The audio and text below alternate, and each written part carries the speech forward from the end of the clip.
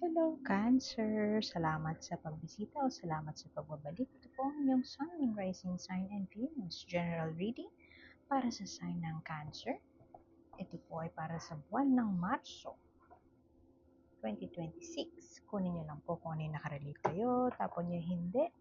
Kung hindi nakarelate, okay lang yan. Maaaring ang mensahe sa susunod na pag-upload ang siyang makakarelate tayo. Pero naniniwala ako na may dahilan kung ba't kayo napadpad dito. Maaaring sa algorithm, syempre. Pero, meron at meron mula sa deck na ito, which is Tarot of the Mystical Moments. Makikita nyo sa um, link kung gusto nyo ng deck na yan. Ang ganda ng deck na yan. At ito ang paborito kong deck, Chacholi or Tarot deck. Maaaring nandito ang mensahe sa clarification, pero pwede din naman sa oracle card. Itong oracle card lalo na hindi kailangan ng certification para lang makapagbasa nito kasi kahit sino pwede siya, guidance from the universe. Anyway, Cancer, you've had enough. Parang tapos na ako, kamo. Tapos na ako sa pagpo-prove ng sarili ko. Yung iba naman sa inyo, kung titingnan nyo, nasa preso siya. Yung iba naman sa inyo, parang kumakawala na. Maaaring this March, magsisimula na kayong kumawala o gagawa na kayo ng kaukulang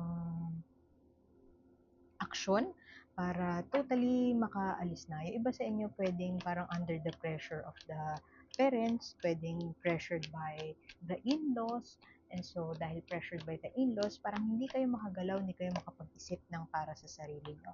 Pwedeng you have been giving way too much sa family. Yung iba sa inyo pwedeng breadwinner. Tingnan nyo, hindi kayo makapagsimula. This is the Fool card in reverse. Something has to be started, pero hindi nyo masimula-simulan dahil, I don't know, fear, I don't know, kabado sa sasabihin ng iba. Ang core energy mo, ito, Seven of Wands. Medyo, parang, I've done so much, may recognition na, may pagkilala na doon sa hardships na binigay mo, na parang tinatago mo lang sa loob mo, hindi mo ma-express fully or hindi mo ma-assert yung boundaries mo. Hindi ka makapag-set ng boundaries sa mga tao na for the lack of a better term, humuhut-hut. Humuhut-hut sa iyo. Kasi Six of Pentacles yan. Merong hindi balanse pagdating sa kaperahan. Maaaring sobra-sobra ang binibigay. Pwede din naman na possessive ka sa attention ng ibang tao. Kaya parang hindi ka makapag take ng leap of faith kasi laging nakafocus sa ibang tao, nakafocus sa pagbibigay, nakafocus sa um, may ganon, parang magulo in a sense na hindi ka makapag-decide kung sarili mo ba pipiliin mo, pero naiinis ka naman na nagbibigay ka ng sobra-sobra sa ibang tao, financially o oras, nagsispend ka ng energy, time, money, and energy sa iba na ikaw nakakalimutan mo na meron ka ring sariling pangangailangan. So, merong hindi masimulan, ganyan, pwedeng project, pwedeng business, venture, pwedeng pag-uwi sa Pilipinas, o pwede din naman pagbabakasyon. Pero full kasi ito eh. So, something that is pwedeng tinatansya mo pa or pinaplano mong maigi, ay mo magpadalos-dalos sa mga desisyon. Eight of Cups, ito, reverse mo na naman nakuha. Maaaring ikaw ay parang part of you gusto nang umalis sa isang relasyon. It doesn't matter kung romantic relationship o work relationship. Nais mo nang umalis sa isang relasyon pero hindi ka makaalis-alis. Tingnan mo, may cage na naman. Magkaibang deck to pero tingnan mo, may cage na naman. Meron na namang element of that trap o pwede na namang resentment. Pwedeng yung mga black ibon na yan could be symbolic of your grudge towards other people, parang hinanakit, tampo sa ibang tao na hindi mo fully ma-express o kaya tinatago mo lang sa loob mo, probably because mas magulo ang mga mangyayari kapag ka in-express mo ito. Kapag ikaw ay nag-lash out, kapag ikaw ay nag-blurt out, nagsabi ng iyong tunay na nararamdaman, ayaw mo namang makasakit ng ibang tao. Siya nga pala, kung may naririnig kayo na ingay, lalo na aso, pasensya na po. Iyon ay alaga ng aming kapitbahay na masyadong maligalig sa mga oras na ito. Lagi ko na sorry, delayed yung readings natin this March kasi lagi ko siyang pinu-push back kasi yun nga, maingay yung paligid. Um, Pag gantong oras, which is maganda yung lighting, medyo maingay sila. Pero masyado na akong late para i-push back pa. Kailangan ko nang gawin. Anyway, ito, Ten of Cups here, reverse na naman. Ten of Cups, you may be wanting to get out of something. Tingnan mo yan, parang gusto niyang tumakbo. What used to be a happy place, di ba bata siya, parang ito yung adventure land niya, ito yung play place niya, 'di ba? Pero ikaw, parang hindi ka na comfortable sa kung nasaan ka ngayon. Gusto mo magsimula, pwedeng you've been thinking na umalis na sa comfort zone mo kasi hindi ka na masaya. Hindi na masaya ito eh, ang Ten of Cups. Yung what you feel na akala mo magbibigay sa'yo ng kaligayahan, hindi na niya napupunan yung kaligayahan na hinahanap-hanap mo. And what used to be a comfortable or joyful place, hindi na siya ganun ngayon. And you are making parang gagamble, gusto mo nang maggamble, gusto mo nang sumugal. Pero dahil reversed ang Fool, hindi ka pa ganun ka angas o kaya hindi ka pa ganun katapang para mag-take ng leap of faith o hindi ka pa ganun katapang para gumawa ng mga bagay-bagay na hindi walang kasiguraduhan. So ngayon, maaaring pinaplano mo pa lang, o iniisip mo pa lang, nandun ka pa lang sa pagko-contemplate, should I stay or should I go? Pero this March, mukhang lalakas ang resentment sa loob mo, mabubuo ng bongga ang resentment na yan sa puso mo. At ikaw ay mapapaisip na maybe it's time for me to go. Maybe it's time for me to let go of situations or mga relasyon na hindi na nakatutulong para sa akin. Hindi ko gusto na makita itong card na ito. Pwedeng may recognition ka na since yung kutob mo, nakukutuban ka na may mga tao sa paligid mo na niloloko ka or hindi maganda yung binibigay sa'yo na feedback. Hindi nakakatulong o kaya peke ang mga feedback na binibigay sa'yo. So, parang ikaw, you're just trying to live your life, parang wala ka namang ginawang masama. Ayan, tingnan mo, naglalakad siya. Innocently or parang just doing her thing, pero somebody is looking behind you. Pwedeng may mga tao na nagsasalita sa likod mo, pwedeng may mga backstabber ka, pwedeng may mga stalker ka, pwedeng may mga tao na kumikilos around you. Hindi mo siya physically nakikita or hindi sila ganun ka parang na, hindi sila ganun kapapansin para makita mo outright, pero nararamdaman mo na may mga tao na ganyan sa paligid mo. Maaring contributing factors yan sa yan. Itong dalawang to kasi parang hindi ka na masaya. Alam mo eh. Alam mo na may parte ng buhay mo na hindi na dapat i-retain o kailangan ng bawasan, kinakailangan ng tanggalin. Pero pwedeng yung iba sa inyo ay motivated by pera, I should stay here kasi dito ako kumikita ng malaki, o pwede naman na I could stay here kasi uh, dito ko nagagawa yung mga gusto ko. May mga trade-off na hindi ka pa willing i-sugal yung trade-off na yon. Pero sawang-sawa ka na, itong core energy mo, sawang-sawa ka na doon sa parang kailangan ko na lang i-prove ang sarili ko. Kinakailangan, parang hindi pa ba matatapos na uh, prove ako ng prove sa sarili ko o bakit ako parang may pinapatunayan? Ang tanda-tanda ako na may pinapatunayan pa ako. Pwede din naman na yung energy na yan, na may gusto mong may patunayan, yan ang parang nag-hold back sa'yo to fulfilling a new path.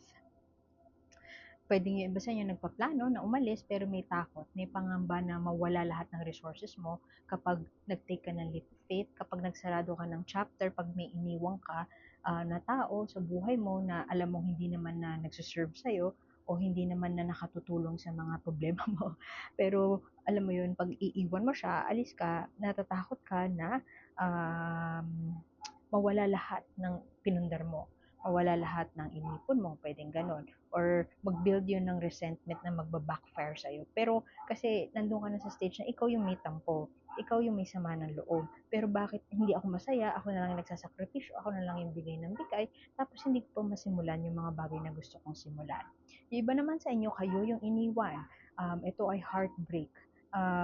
Kakagaling lang sa breakup, yung iba sa inyo, at trying to mend a broken heart. Pero sa ngayon, this March, may recognition pa lang na shit, nagsisink in pa lang na wala na, na patapos na or natapos na yung relationship, pero may pangamba pa na magsimula ng muli. Alam mo yun, parang gusto mo mag-post sa Reddit or somewhere sa forum na paano ba mag-move on from a heartbreak, paano mag-move on. So, maaaring yun yung iniisip-isip mo, paano ko gagawin, paano ko sisimulan, at wala pa akong lakas ng loob para simulan ito. Parang sa ngayon nag-iisip pa lang ikaw na parang pinapasink in mo pa lang, oh, tamo, diba sabi ko kanina dyan, should I stay or should I go? Same, energy. This card is Six of Swords. Tingnan mo, oh, may grief. May paglayag, parang paghahatid, funeral, something is at a loss or something will be lost, something is taken away from you. Yun nga lang nga, pwedeng kung ikaw ay dumaan na sa breakup or undergoing a breakup, hindi ka pa maka-move on. Hindi pa smooth sailing ang journey ng pag-move on. Hindi pa siya parang yung grieving na towards acceptance. Malayo pa doon. Pwedeng in denial pa sa ngayon. Pwede din naman na ikaw ay holding a grudge pa rin. Tingnan mo, oh, double whammy yan na holding a grudge. Parang should I stay or should I go? Ayoko pang umalis, natatakot akong umalis. Natatakot pang umalis at parang pinag-iisipan pang mabuti na parang tama ba itong desisyon ko or tama ba yung magiging desisyon ko to move forward o para mag-traverse ng bagong path. Kasi unang-unang card na lumabas sa'yo, full card in reverse. May takot na tumalon, may takot. Siyempre, sino ba namang may gustong tumalon? Pero alam mo yun, sometimes we have to take that leap of faith para makapagsimula ng panibago. It just takes that courage, and wala pa yung courage na yon na sumasagi kay Cancer sa ngayon. Pwedeng you want to explore, nagko-contemplate ka, paano ba i-resolve yung issue mo na ng tampo, iniisip mo kung paano makaka-recover financially, kung meron ka mang gagastusin, kung halimbawa makikipaghiwalay ka o kaya aalis ka ng bansa, nire-reassess mo yung options mo na kung paano, actually parang hindi pa nga dumadating sa point na yun ng reassessment eh.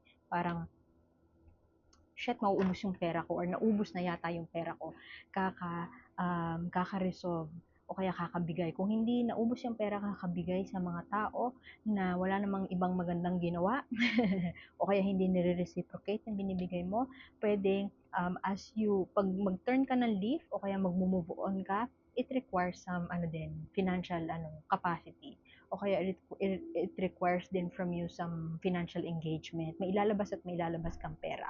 Lalo na kung halimbawa may lalabanan ka, kung ito ay may kinalaman sa kaso, walang justice dito, so walang legal battle ako nakikita. Pero kung ikaw ay may itatry na i-resolve, ayaw mong kumprontahin yung tao na yon. So, maaaring nag-iisip ka na umalis na lang to walk away from that situation. Pero either way, kahit ano man ang piliin mo na path, parang